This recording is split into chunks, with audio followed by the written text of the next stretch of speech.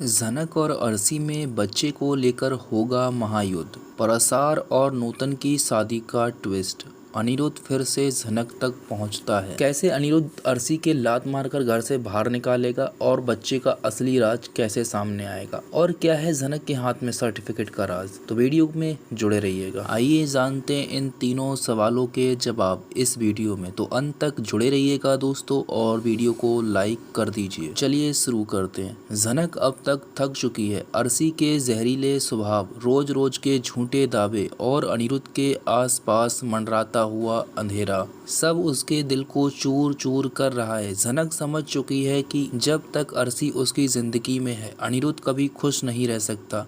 इसलिए जनक एक बड़ा कदम उठाती है। वो बिना किसी को बताए चुपके से अनिरुद्ध की जिंदगी से दूर चली जाती है, हमेशा के लिए। वो अपनी पहचान बदल लेती है। अब जनक नहीं, नूतन के नाम से जिंदगी का नया सफर शुरू करती है। दोस्तों वीडियो को स्किप मत करिएगा, क्योंकि मैं आपको ये थोड़ा सा पीछे की कहानी बता रहा हूँ और फिर बताऊंगा कि करंट स्टोरी और आगे वाली कहानी क्या है। दोस्तों, एक छोटी सी जगह में जहाँ कोई उसे न जाने न पहचाने, वहीं पर उसकी मुलाकात होती है पराशर से। एक ईमानदार और इंसानियत से भरा हुआ आदमी जो जनक को कुछ गुंडों से बचाता है। पराशर उसकी मदद करता है और नूतन उसके साथ उसके घर में रहती है। लेकिन जब विलेजर्स देखते हैं कि एक औरत एक आदमी एक घर में रह रहे हैं बिना किसी रिश्ते के, तो वो चिल्लाती है, सवाल उठाती है। गांव के लोग बोलते हैं या तो शादी करो सबके सामने या छोड़ दो ये गांव। दोस्तों, पराशर इज्जत बचाने के लिए सबके सामने कह देता है कि नूतन उसकी पत्नी है।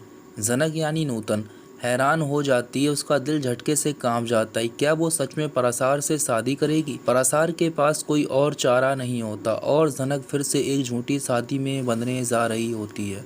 दोस्तों, उसी समय अगले ही सीन में अनिरुद्ध अरसी के साथ सिर्फ फॉर्मल रिश्ता निभा रहा होता दिखाई देता है। उसके दिल में अब सिर्फ जनक है। उसकी हर सुबह जनक के नाम से होती है और हर रात उसकी यादों में डूबकर गुजारता है।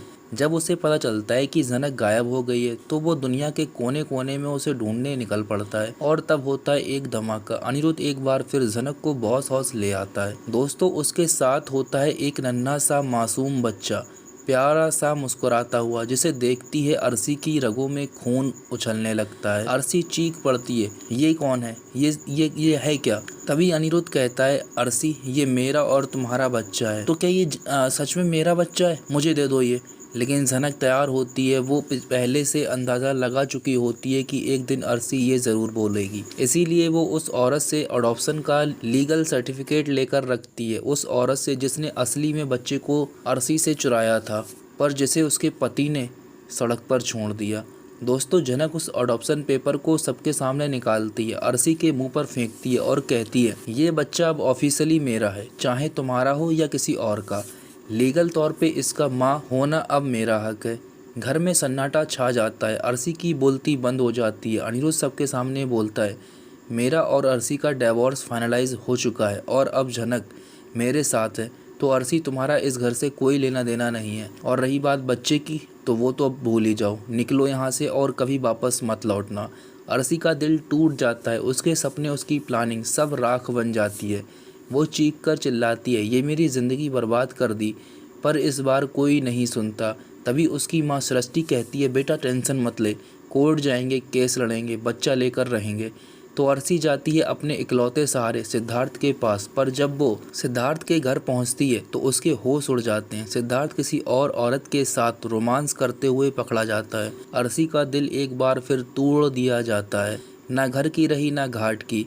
अनिरुद्ध ने छोड़ दिया और सिद्धार्थ ने लात मारी। दोस्तों, अरसी टूट चुकी है। उसके हाथ में अब सिर्फ खालीपन है। उसके सपनों का महल अब सिर्फ खाक बन चुका है। अगले एपिसोड में क्या होगा दोस्तों? क्या अरसी कोर्ट में केस जीत पाएगी? क्या पराशर जनक के लिए अपनी जज्बात एक्सप्रेस करेगा? वो वापस कोलकाता आएगा अनिरुद्ध के घर पर? क्या अनिरुद्ध और जनक अपनी नई जिंदगी सुकून से जी पाएंगे, या अरसी फिर से लौटकर एक नया तूफान बनेगी? देखते रहिए ड्रामा से भरा नया मोड़ सिर्फ जनक में, क्योंकि अब होगा पराशर का भी नया धमाका। तो मिलते हैं अपने नए वीडियो साथ। तब तक के लिए अपना ख्याल रखिए, मौज करिए, चिल रहिए।